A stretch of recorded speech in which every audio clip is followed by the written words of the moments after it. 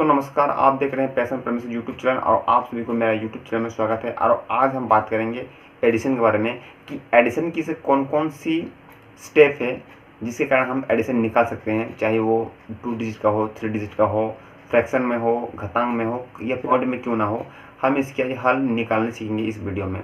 तो बने रहिए वीडियो में और आप जानते रहिए हमारे स्टेप्स के बारे में। तो पहला जो स्टेप आता है जो कि सिंपल है और हम सभी जानते हैं, वो है आपका 1 स्टेप। जब बोल सकते हैं कि ये स्टेप 1 है और स्टेप 1 का ये क्वेश्चन नंबर 1 है जो आप देख सकते हैं स्क्रीन में। ये 5 और 2 का एडिशन 5 और 2 को हम जोड़ते हैं तो हमें प्राप्त होता है 7। यदि हम स्टेप 1 का यदि हम क्वेश्चन नंबर 2 लेते हैं और ऊपर में यदि हमारा 17 और नीचे अगर 22 है तो इस तरह क्वेश्चन को भी हम हल्के से सॉल्व कर लेते हैं।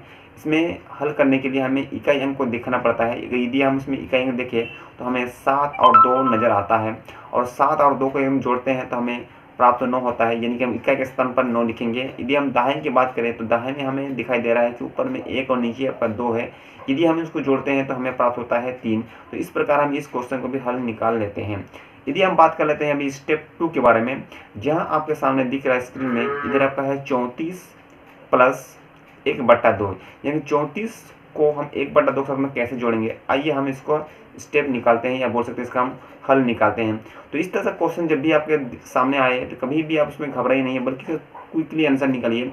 कभी भी अगर 34 प्लस अगर 1/2 रहेगा तो सीधा आप उसको आंसर इस तरह से लिख सकते हैं कि 34.1/2, यही उसका आंसर हो गया। यदि क्वेश्चन आता है कि 34 जोड़ 4/7 का आंसर क्या होगा, तो हम उसको क्विकली आंसर निकाल सकते हैं कि 34.4/7 ही उसका आंसर होगा। अब हम बात कर लेते हैं अगला स्टेप के बारे में, जो है 1/2 जोड़ 1/2 का आंसर क्या होगा। यदि हम इनको हल निकालते हैं तो हम इसमें हम देखिए कि जो उनका जो हर है ये दोनों में समान है, यानी कि यहाँ पर भी 2 है और आगे में भी 2 है, इसलिए हम इसको सिंपल से लिख सकते हैं। इसमें हम 2 लिख देंगे, बस ऊपर वाले संख्या को हम जोड़ देंगे, यानी इसमें 1 + 1 हमें प्राप्त होता है 2 और नीचे आपका 2। यदि उसको काटते हैं तो हमें प्राप्त होता है 1, यानी ऐसे भी हम उसको निकाल सकते हैं कि ये 1/2 का मतलब होता है आधा और 1/2 का मतलब होता है आधा। यदि हम दोनों आधे को जोड़ देंगे तो हमें क्या प्राप्त होता है 1। तो इस तरह का क्वेश्चन आंसर भी हम निकाल सकते हैं, जो कि क्विकली आप निकाल सकते हैं। अगर हम बात करते हैं यदि हम 3/4 जोड़ 3/4 का आंसर क्या होगा, तो इसमें ध्यान देने बात है कि यहाँ पर जो हर है वो दोनों में समान है। हम उसे सीधा लाइन में लिख देंगे कि ये 3/4 को हम सीधे लिख देंगे 4, फिर हम ऊपर वाले को जोड़ देंगे 3 + 3, तो हम बोल सकते हैं कि ये 6/4 हो गया उसका आंसर। अगला स्टेप निकालने के लिए हमें कॉपी पेन की जरूरत होगी, तो आइए हम उसको कॉपी पेन की सहायता से हम इसको निकालते हैं। 1/3 और 1/2 को कैसे जोड़ें। इस हल को निकालने के लिए सबसे पहले हम देखेंगे कि यहाँ पर जो हर है, जो नीचे होता है वो होता हमारा हर होता है, जो ऊपर होता है वो हमारा अंश होता है। यानी यहाँ हमारा जो 1 है वो क्या है, वो अंश है, नीचे जो है वो आपका हर है। तो यहाँ देखते हैं यहाँ पर जो 3/2 है, ये हमारा हर की संख्या समान नहीं है।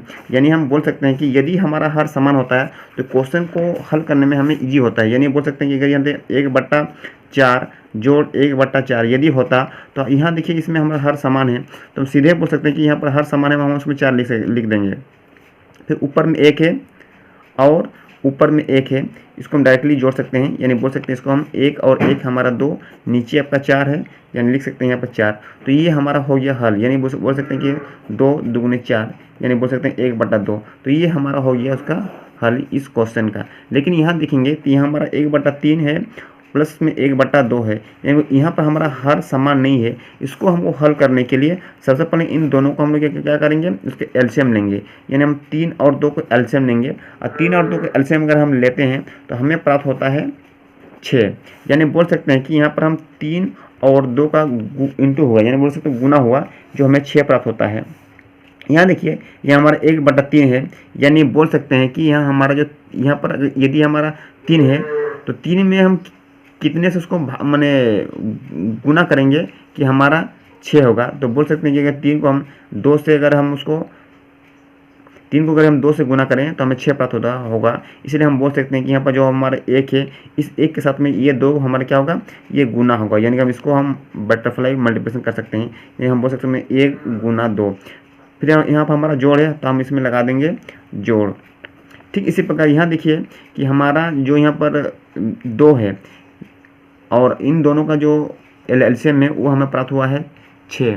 तो बोल सकते हैं कि यहाँ पर हमारा 2 है तो इसमें तो 2 में कितना गुना करेंगे कि हमें 6 होगा, तो हम बोल सकते हैं कि 2 में यदि हम 3 गुना करेंगे तो 6 होगा। यानी हम इसको ऐसे भी निकाल सकते हैं कि इसमें 3 और 1 को हम गुना कर देंगे तो हमें प्राप्त होगा 1 गुणा 3 बराबर। अब इसको हम लिखते हैं ऐसे हैं कि 2 एकम ये हमारा हो गया 2 और जोड़ 3 एकम हो गया हमारा 3 और नीचे आपका हो गया 6। तो बोल सकते हैं 3 और 2 5/6 ये हमारा हो गया आंसर। मान लेते हैं हमारे सामने इस तरह क्वेश्चन रहेगा जहाँ हमें 4 6 3 6 2 6 और 1 6 को एडिशन करना रहेगा।